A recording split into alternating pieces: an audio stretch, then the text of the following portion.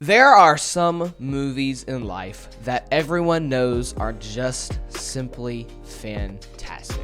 There are other movies that almost every sane person knows are just simply bad. But then there are movies like Age of Ultron. Movies like this are a little more foggy on if they are truly good or bad. As we know, entertainment itself is probably the most subjective thing on this planet, and it is even more subjective when you discuss a movie such as Age of Ultron. Age of Ultron is the second installment of the Marvel Avengers series, the series of movies where pretty much all the MCU superheroes come together to fight one big bad guy. The first original Avengers movie is an absolute classic, a masterpiece of a movie, an undoubtable 10 out of 10, and this movie skyrocketed Marvel's popularity when it came to the movies. After the original Avengers movie came out in 2012, 3 years later, the second Avengers movie came out in 2015. Iron Man 3, Thor: The Dark World, Captain America: Winter Soldier, and Guardians of the Galaxy were the 4 movies that came out in between these two Avenger movies. In the Marvel world, a lot had changed from Avengers 1 to Age of Ultron. This is partly why, of course, Age of Ultron is different in many ways than Avengers 1. However, many people think that Age of Ultron is worse than the original Avengers by a long shot. And while I do, of course, agree that the original Avengers is better than Age of Ultron, I think the gap is not nearly as big as some people truly think. Today, we're going to talk about why I believe that Age of Ultron is actually a really, really good movie. I know many people don't think it's a absolute garbage movie, but I believe that the consensus gap between Avengers 1 and Age of Ultron is too large. So today we're going to break it down and talk about why I think Age of Ultron is a fantastic movie. We start off with what Marvel has always done best through the course of all of its movies: action. The Avengers are now assembled, and having 3 years together has clearly helped them because they are now a well-polished team. The Avengers kick butt on their way to obtaining Loki's scepter, held by a villain named Baron von Strucker. At this point in the MCU, S.H.I.E.L.D. itself has fallen. However, the Avengers are very close to taking down Hydra once and for all. With Loki's scepter, they could finally end Hydra's reign of terror. We see a couple of important things in this opening sequence. Of course, we see the kick-butt action, which everyone loves and is probably one of the coolest scenes in the movie. We also see 2 more enhanced beings. Basically, the Flash of the MCU and the Jean Grey of the Avengers, basically.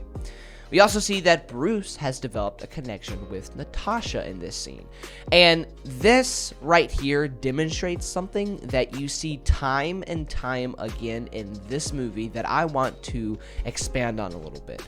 We see that Bruce and Natasha, as I said, have developed a strong connection, even a romantic connection. And what this shows is that the characters' storylines are now continuing to evolve and mature. Every one of these superheroes have already had their backstory. The thrill and excitement of them all being together for the first time is now worn off. The thrill and excitement and the original storyline of these characters getting their power has now worn off as well. We already know that these characters are established, and they already are established with each other. The original Avengers has charm. Just like Stranger Things and Star Wars has shown, it's really hard to follow up such a charming and thrilling original story with another story that is good, because you can't just do the same thing twice. And that's why it's not fair to hold Age of Ultron to the same standards as we hold the original Avengers. The Avengers are a polished team, now comfortable with each other and focused on not only defeating bad guys, but how to make the bad guys not even come at all in the first place. This is a natural progression for the characters. They have moved past the coming together phase and are now a well-oiled machine. The quippy dialogue that Marvel is known for is present here, and I don't have a problem with it in this fight, or really any of the fight scenes throughout this movie. Because what it shows is that the Avengers now have a comfortability with each other now. They know each other, they really do love each other. And this shows that they're now becoming a family. They are themselves even in the heat of battle. Many times in this movie, the characters show aspects of their character arcs that are only natural and should be expected. These characters are already established heroes. There is no need for physical action to establish these characters because they have already had that in the last Avengers movie. What we will see going forward is that this movie is so much more mental than the last one and has more personality discussions and discussions about humanity rather than showing physical action. Now, many people do not like this movie for its small step back from straight up thrilling kick butt action. But again, like I said, that should be expected because you can't have Avengers 1 copy and pasted. Avengers 1 is the good guys stopping the bad guys. There isn't much soul-searching or interpersonal humanity discussions because there doesn't need to be. It's a charming action movie with some of our favorite superheroes. This movie, however, is not the same. This movie is 3 years later, and now this movie is all about the progression of these characters' personalities, how they are dealing with being looked up to as Earth's protectors, and how sometimes people go too far in just trying to make things better, something that I know we have all dealt with at times in our life. This movie shows how mankind is not only a physical species, but a mental and emotional species. The elements of humanity, such as taking matters into your own hands, is the whole reason this movie even happened. I absolutely understand why people don't like this movie as much, because it has much deeper themes and much deeper messages. But I believe this is necessary. And I truly love this movie for taking this task on and showing it very well, especially considering it's a Marvel movie, and Marvel movies are not exactly known for having deep personal messages in their movies. Now, back to the actual movie at hand. Tony sees the vision that Wanda plants in his mind, and this strikes fear into Tony's heart.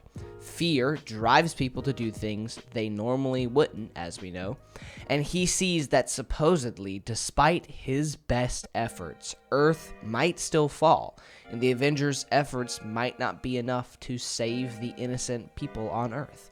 This prompts him to attempt to use the staff to create Ultron, a machine army that could, as he says, stop aliens from ever getting into the club in the first place. You can see these deep themes that we just talked about shown here. Tony feels as though he has to take things into his own hands, and that he must push the boundaries in order to quench the fear that he has that he will fail everyone. His human nature, the fear of failing, and his deadly curiosity end up creating Ultron, as we know. And this shows how humans make mistakes even when they are simply trying to make things better. And by the way, before we go any further, I just want to quickly say that this movie also has one of the greatest Marvel scenes of any MCU movie that's not an action scene in the party scene. Seeing the Avengers just be normal people and sit around and talk is so funny and so awesome, and I think everyone has said this, but I would watch a 2-hour movie of just this if I could. I think this movie does deserve some props for having one of the greatest MCU non-action scenes ever in this movie. I think it should deserve some credit for that. I just wanted to include that real fast. Then we see one of the reasons why I love this movie so much. The action is great, of course. It's a Marvel movie. The action will always be good. But it's the conversations that these characters have that makes this movie so deep and so interesting to me. I'll talk about Ultron himself in a little bit, but again, I want to hit on this point of how many deep personal conversations these characters have that give you a snapshot into their minds and beliefs. After Ultron escapes, you see right up close what makes Tony and Steve so different. Tony says that we are not good enough to stop those external alien forces. We have to play God because God created people bigger than us and more powerful than us, so to speak. That may not be what he's actually saying, but that is the energy, that's the persona behind it. Tony believes that the only way to stop the threat is to create something, a machine or an intelligence, that is not only bigger than the threat, but even bigger than the heroes themselves.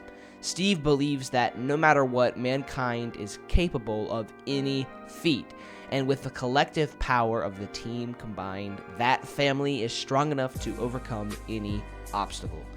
These vastly different personalities clash constantly throughout these movies, and eventually boil over into Civil War, as we know.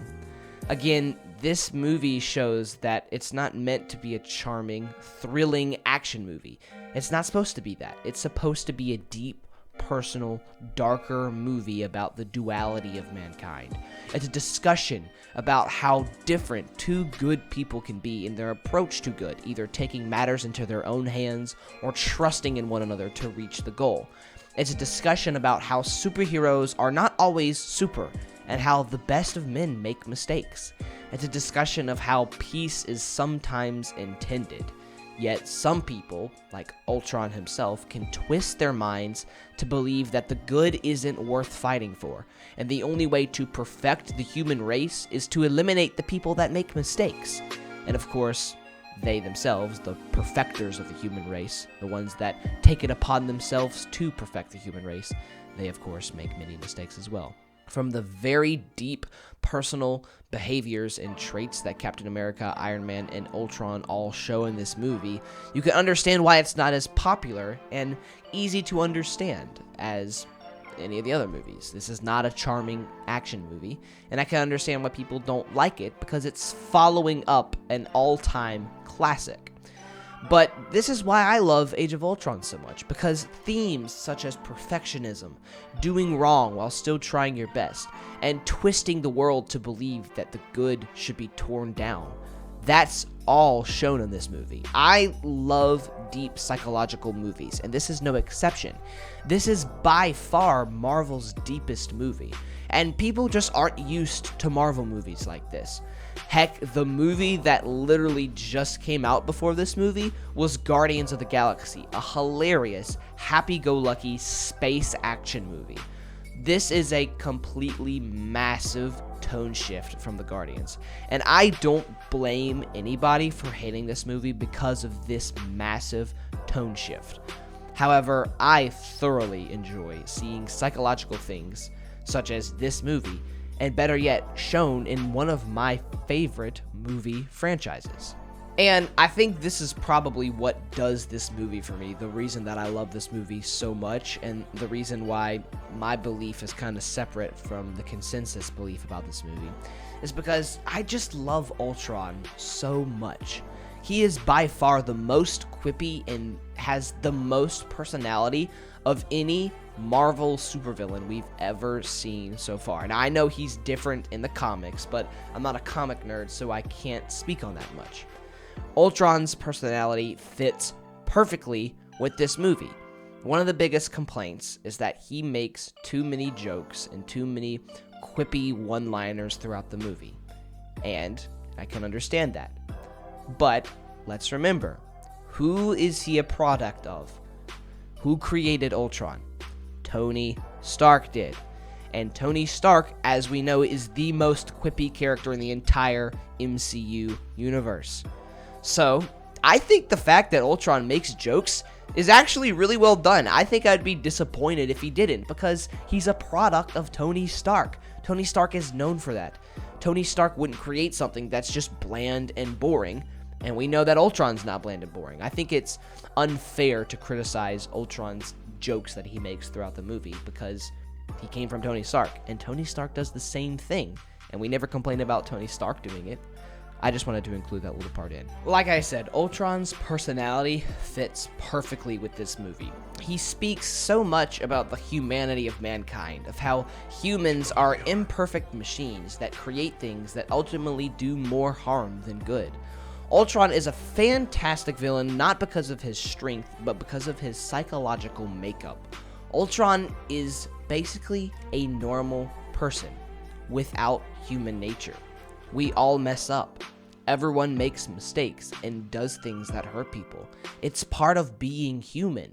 However, humans are beautiful, emotional beings, capable of producing such joyful memories that machines could never replicate. Ultron looks solely at human nature and the mistakes that the Avengers and people in general make, and he believes the only way to save the world is to eliminate the people who mess up. But that's the thing, everybody messes up. And despite our mistakes, humans produce things that machines can't replicate. They give a happiness that cannot be described by code. It has to be felt. Ultron could never understand this because he can't feel natural feelings. I believe Ultron is just done beautifully. He's obsessed with perfection, believing that taking away the human nature of people is the only way to achieve a perfect world. However, Ultron cannot see that human nature is what makes people people, and that without the bad, you can't have the good. The good and bad go hand in hand with people, like Vision later says in a quote, and Ultron can only understand one without the other, which is not how people operate. This is why I love Ultron so much, because he's a human without human nature, a cold, twisted shell of a person, hell-bent on perfecting something that nobody, machine or human, can perfect, that being planet Earth. Ultron is so talkative, and he's also hilarious. The funniest Marvel villain by a long shot. He is so quippy, and being an ultimate product of Stark, as I said, that would make sense, right? He very much so believes he is right, in his twisted way. He's not bad just for the sake of being bad. He has motives, albeit twisted and totally wrong. He does have motives. He himself attempts to play God and doesn't want to be compared to mere mortals. If you go back and watch Age of Ultron, listen to Ultron's dialogue closely. First of all, you will see a lot of biblical references, again supporting that fact that he wants to be God. It makes perfect sense considering the context that we've talked about, all of his dialogue. And it's actually quite hilarious and super interesting. James Spader does a really, really nice job of being quippy and funny and menacing while also showing just how twisted Ultron is. Ultron believes that he is the only God in his life, and that he can't comprehend why humans are such incapable machines. He believes that a purge is necessary so he can rule the world to make it perfect, which, as I said, no man nor machine can do. Of course, this movie has even more cool psychological stuff. Wanda is an amazing character, a clear positive of this movie. Seeing all the other characters go inside their minds in the middle of the movie is so interesting, and all of the psychological stuff that Wanda does in this movie is so interesting and shows just how cool of a character she is. And Vision. I don't even really need to say a whole lot about Vision, but Vision is just so cool. Jarvis is alive, and that's really cool for Marvel fans who watched the movies before Ultron came out, who are big fans of Jarvis and his quirky character aspects. Seeing him in the flesh was really cool the first time I ever watched this movie. Vision is the most unique character in the MCU because he's not even a person. He's Ultron, but with the understanding of human nature. Like I said, Ultron is a shell of a person. He doesn't have human nature. All he has is programming that replicates the bad parts of human nature. But Jarvis, of course, Vision, he's the complete opposite. He understands human nature. He understands what makes humans humans. And seeing this addition to the Avengers was just such an unexpected but really awesome part of this movie. I loved it so much. Another awesome thing about this movie is all of the foreshadowing. Like, oh my gosh, when you go back and watch this movie after you've watched all the rest of the Marvel movies that came out after this, you realize just how much foreshadowing was in this. There's an Infinity Stones reference, there's a Cap being worthy reference, there's an Endgame reference. We're the Avengers. We can bust arms dealers all the live long day, but that up there, that's the end game. There's Civil War references, of course. I'm rerouting the upload.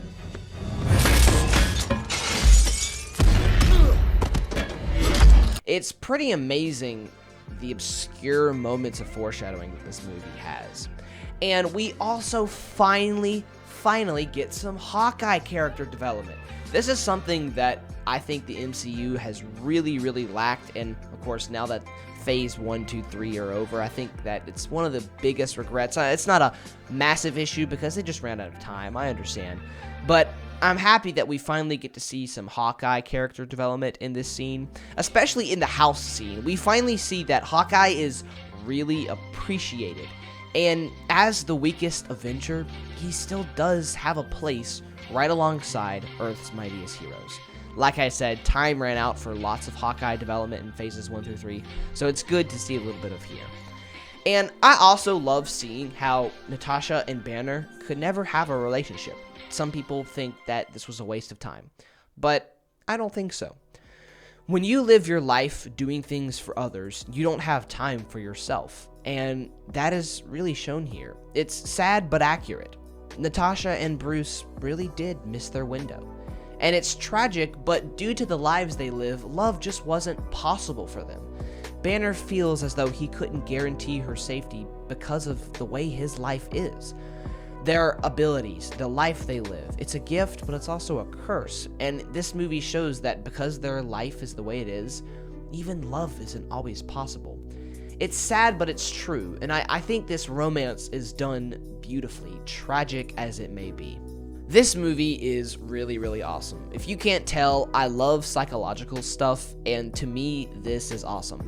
I understand that not a lot of people are going to like this, and I understand that this video may not even change the opinion of anybody, because this movie really is only appealing to those who enjoy these deep psychological things. And, of course, this movie has things that make it not as good as the first Avengers. I'm not trying to make this movie seem like it's better than the first Avengers. The first Avengers is a 10 out of 10. It's amazing. It's a great movie. This one's not as good, but this one's better than a lot of people say it is, at least in my opinion.